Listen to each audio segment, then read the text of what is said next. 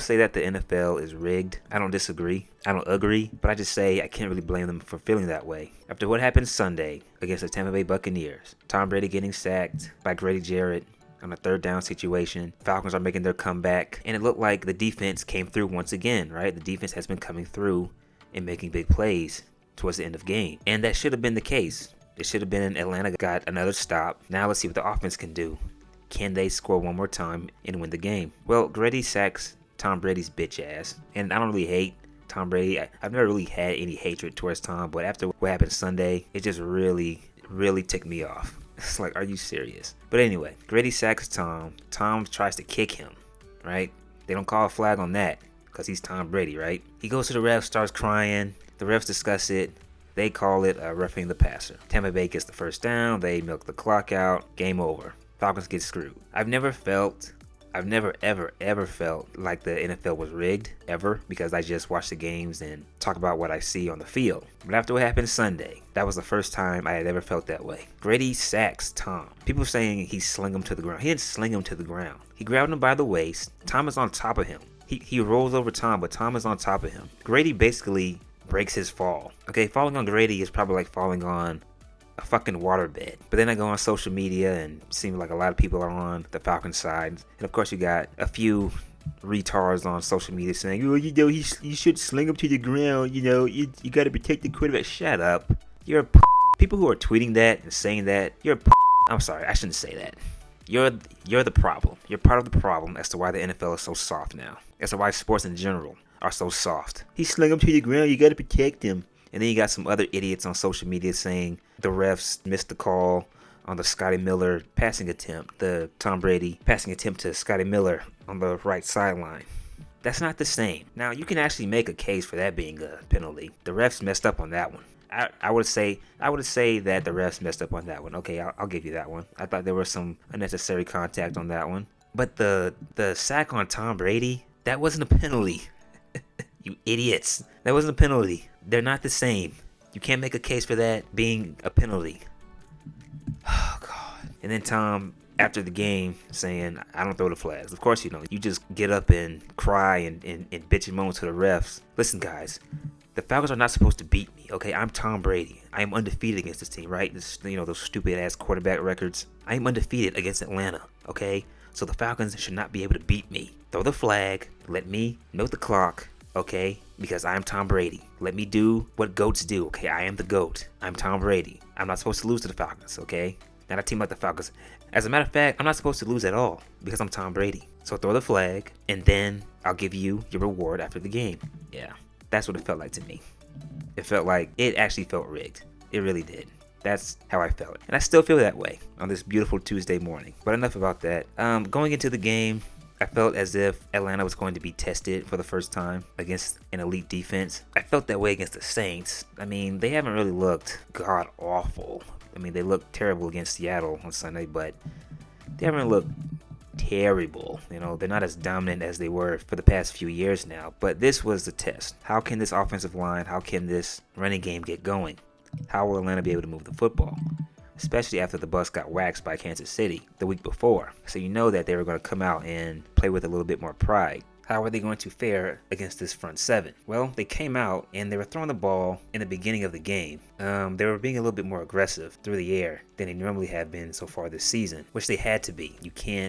You're not going to be able to run over a team like this, okay? They have too many guys that can get into the backfield. They have too many guys that can pursue the ball carrier, tackle in the open field. Devin White, Levante David, they are very good at shooting through the A and B gaps. And they don't really need to blitz to get into the backfield. So this defense is still dominant. It's still very, very talented. They're still very, very quick, athletic. So Atlanta utilized the play actions, Marcus Mariota, doing what Marcus Mariota does, trying to buy time in the pocket, making those short throws. There were some missed opportunities in the first half.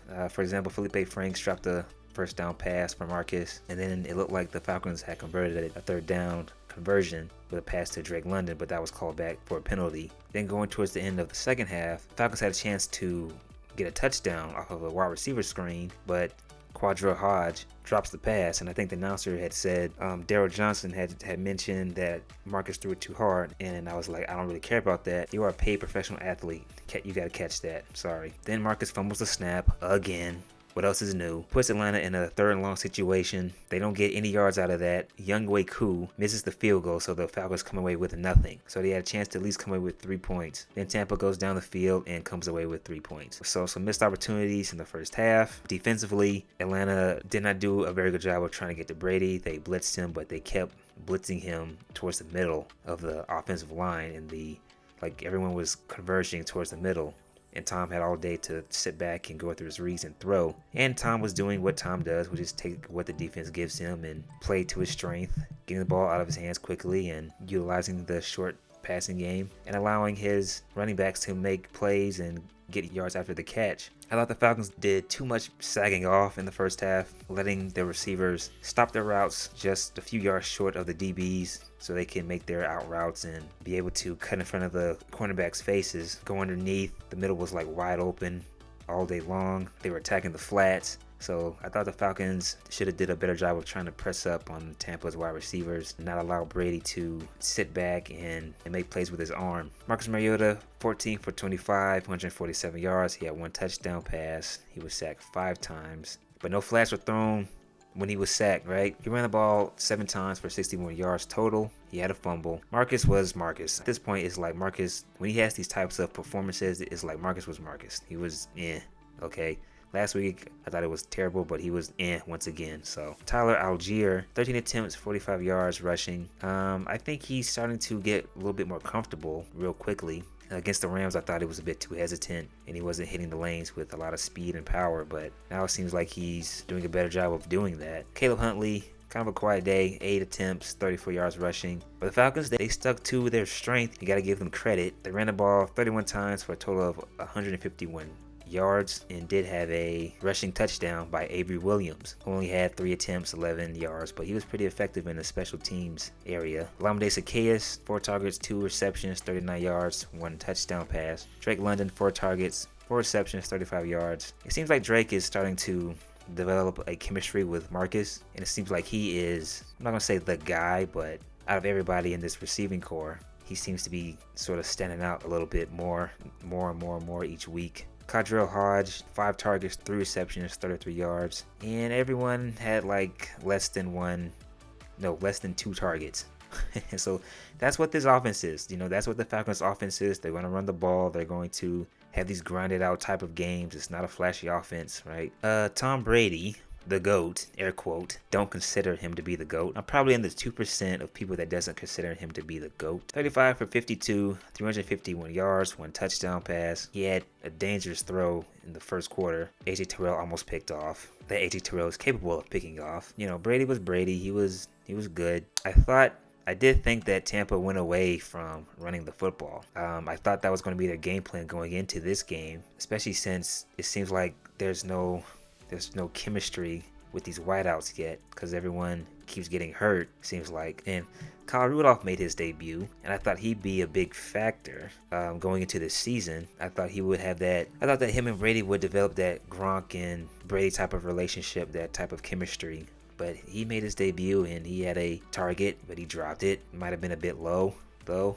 But would have been a tough catch to make. Leonard Floyd, 14 attempts, 56 yards rushing, 11 targets, 10 yards receiving, 83 yards in the passing game, and had 1 touchdown. He had 1 touchdown in the air and 1 touchdown on the ground. Chris Godwin, 6 targets, 6 receptions, 61 yards. Mike Evans, 8 targets, 4 receptions, 81 yards. Cade Otton, 7 targets, 6 receptions, 43 yards. Scott Miller, I called him Scotty Miller at the beginning of the video, but whatever.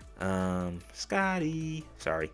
7 targets, 4 receptions, 35 yards. And Russell Gage, you bastard, 6 targets, 2 receptions, 20 yards. As far as Tampa's defense, I thought they had a much better showing than Atlanta's defense did. Atlanta's defense came in, got things going in the 4th quarter. Antoine Winfield Jr., he had a sack. No flag on him, right? And a forced fumble. 1 hit on the QB. 1 pass deflection. Deidre Senat, 1 sack. No flag on him, right? Logan Hall had a sack. No flag on him, right? Joe Tyron Shoyinka had a sack. He was a force in the first half, I thought, definitely. He had a sack as well. 2 hits on the QB. No flags on him. Vita Vea, 1 sack. Now, he did have a flag, but that was bullshit. I mean, come on. He just walked into Mariota. Oh, the NFL is so soft. You cannot touch these quarterbacks, but You just can't touch anybody, to be honest. So yeah, next week the Falcons play the 49ers. That's going to be another test, another true test for this offense. As far as Tampa is concerned, they have Pittsburgh from what I'm looking at. I know they got beat down by Buffalo on Sunday. I haven't seen that game yet, so I can't really say too much. Please like and subscribe. I'm hungry. I'm going to go get something to eat. That is it. I am out.